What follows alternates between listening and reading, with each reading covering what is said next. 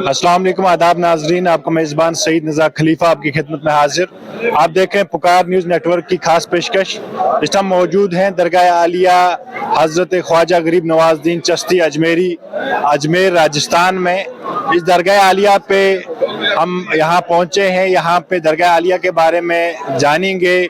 Sufism का एक बहुत बड़ा मरकज़ है हिंदुस्तान के अंदर जो ये दरगाह आलिया है। सूफीज़म यहाँ पे यहाँ की जो यहाँ चिश्ती सिलसिला से ताल्लुक़ रखते थे, जो यहाँ पे बुजुर्ग थे, उनकी दरगाह है यहाँ पे, जो ख्वाजा गरीब नवाज चिश्ती अजमेरी के। और आज भी इनकी दरगाह पे यहाँ पे हज़ारों की तादाद में लोग यहाँ पे दिन में आते हैं। जो मुरीदेन हैं वो आते हैं, दुनिया के अलग अलग कोने से यहाँ पे मुरीदेन आते हैं, चाहे वो किसी भी रंग, नस्ल या मजहब के लोग हों। यहाँ पे हर किसी के लिए दरगाह जो है हमेशा खुली रहती है।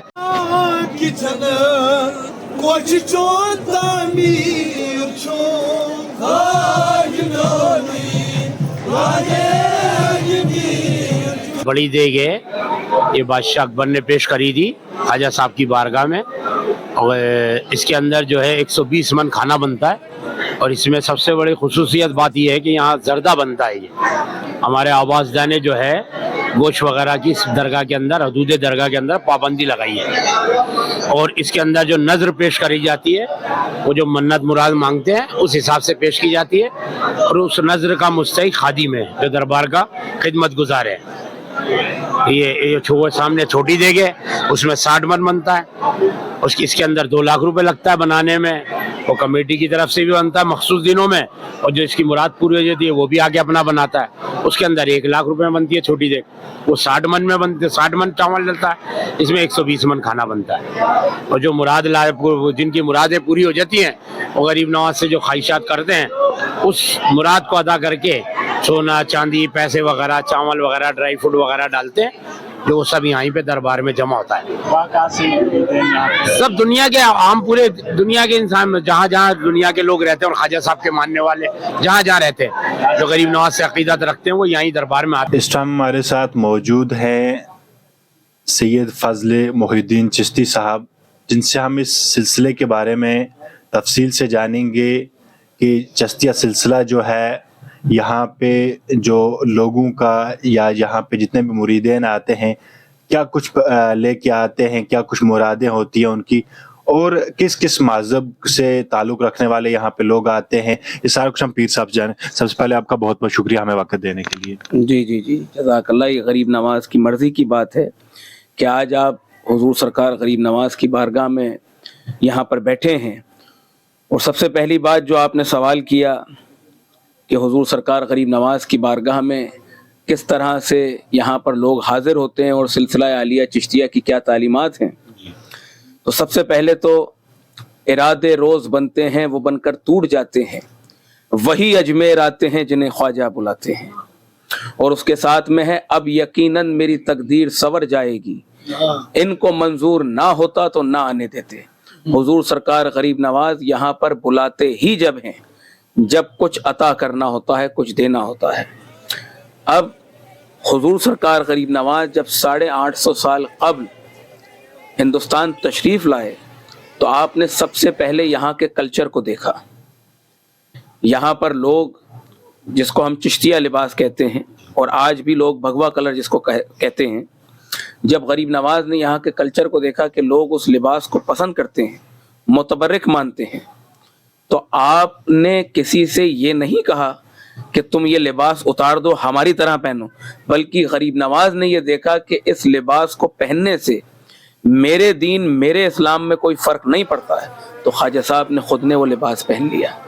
तो सबसे पहले गरीब नवाज ने अपने अमल से ये बताया कि इंसान की पहचान लिबास से नहीं होती है, किरदार से होती है।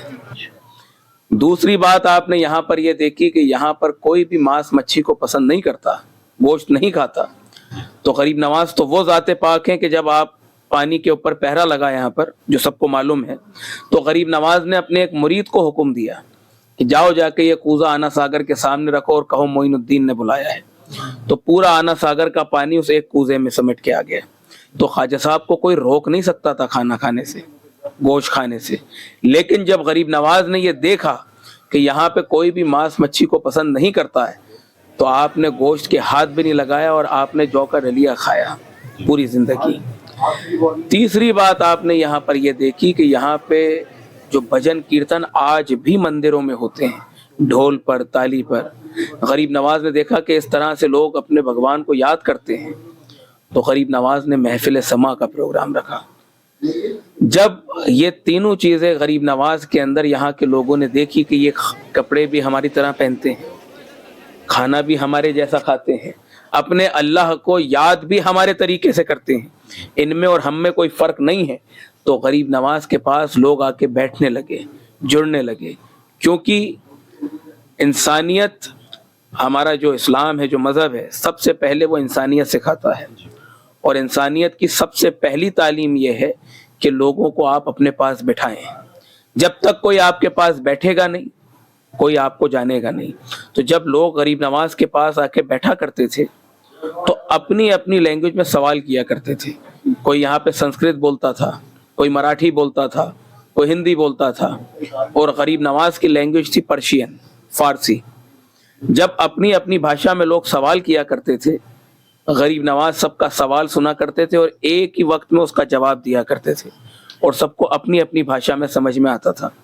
تو خواجہ صاحب کے پاس بیٹھنے والا ہر شخص یہ محسوس کیا کرتا تھا کہ غریب نواز سب سے زیادہ مجھ سے محبت کرتے ہیں. تو ایک ولی کی سب سے پہلی صفت یہ ہے کہ جب اس کے پاس کوئی بیٹھتا ہے تو ہر شخص یہ محسوس کرتا ہے کہ جتنی محبت مجھ سے ہے اتنی محبت کسی سے نہیں. سب سے پہلی صفت. تو حضور سرکار غریب نواز نے یہاں پر اپنا کردار, جو کردار حضور نبی کریم صلی اللہ علیہ وآلہ وسلم کا ہے, پنجتن پاک علیہ السلام کا ہے, جو اہل بیت علیہ السلام کا ہے, وہ کردار یہاں پر پیش کیا ہندوستان میں. اور حضور سرکار غریب نواز کی زندگی میں 92 لاکھ لوگ مشرف با اسلام ہوئے. یہ دنیا کی اسلام کی سب سے بڑی تاریخ ہے. 92 لاکھ لوگ مشرف با اسلام ہوئے غریب نواز کی زندگی حیات میں. لیکن اس میں کرامت یہ ہے کہ ان 92 لاکھ لوگوں میں سے غریب نواز نے اپنی زبان سے کسی ایک شخص کو بھی یہ نہیں کہا کہ تو کلمہ پڑھ لے. یہ ہے غریب نواز کا وہ کردار, وہ محبت, وہ شفقت, کہ جب یہاں پر لوگوں پر غریب نواز کی نظر پڑی, یہ ذات پاک وہ ہیں. غریب نواز اسے کہتے ہیں جس کی ایک نظر پڑنے پر 92 لاکھ لوگ کلمہ پڑھ لیں. یہ درگاہ آپسی بھائی چارے کے حوالے سے کس کس مذہب کے لوگ یہاں پہ آتے ہیں, اور آپسی بھائی چارے کے لیے آج بھی اس درگاہ جانی جاتی ہے, کیسے آپ دیکھتے ہیں, صوفیزم کو کیسے دیکھتے ہیں, اور خاص کر چشتیہ سلسلہ کے صوفیزم کے ساتھ کیا کیسے یہ دیکھتے ہیں, جاننا چاہیں گے. جس طرح سے ایک گلدستہ ہوتا ہے, گلدستے میں ہر رنگ کے پھول ہوتے ہیں, اور جب وہ تمام پھول کھلتے ہیں, پھولتے ہیں, تو وہ اپنی خوشبو سے پورے باغ کو مہکاتا ہے. ٹھیک اسی طرح سے ہمارا ملک ہے جس میں ہر دھرم کے لوگ بستے ہیں اور بھائی چارگی سے رہتے ہیں. اور ہم یہ کہتے ہیں کہ اگر گنگا جمنی تہذیب اور ہمارے ملک کی خوبصورتی اگر دیکھنی ہے تو وہ اجمیر شریف آ کے دیکھیں. جب غریب نواز کا دامن چادر کھلتی ہے تو اس کے اندر ہندو بھی ہوتے ہیں, مسلمان بھی ہوتے ہیں, سکھ بھی ہوتے ہیں, عیسائی بھی ہوتے ہیں. اور غریب نواز کی دامن امان میں آنے کے بعد کوئی کسی سے یہ نہیں پوچھتا کہ تم ہندو ہو یا مسلمان, سب عاشق غریب نواز کہلاتے ہیں. تو حضور سرکار غریب نواز کی بارگاہ سے 850 سال سے ایک ہی میسج تمام دنیا تک پہنچتا ہے, اور وہ میسج ہے لو ٹورڈز آل, میلس ٹورڈز نن. محبت سب کے لیے, نفرت کسی سے نہیں. تو یہاں پر روز جب قوالی ہوتی ہے تو ایک شعر پڑھا جاتا ہے, اہل حرم پر ہی فقط روشن نہیں عظمت تیری, ہندو بھی کہتے ہیں یہی خواجہ ہری, خواجہ ہری. جی بہت بہت شکریہ. یہ ہمارے ساتھ تھے سعید صاحب جن نے ہمیں تفصیل سے درگاہ کے بارے میں بتایا اور اس چشتیہ سلسلہ کے بارے میں بتایا.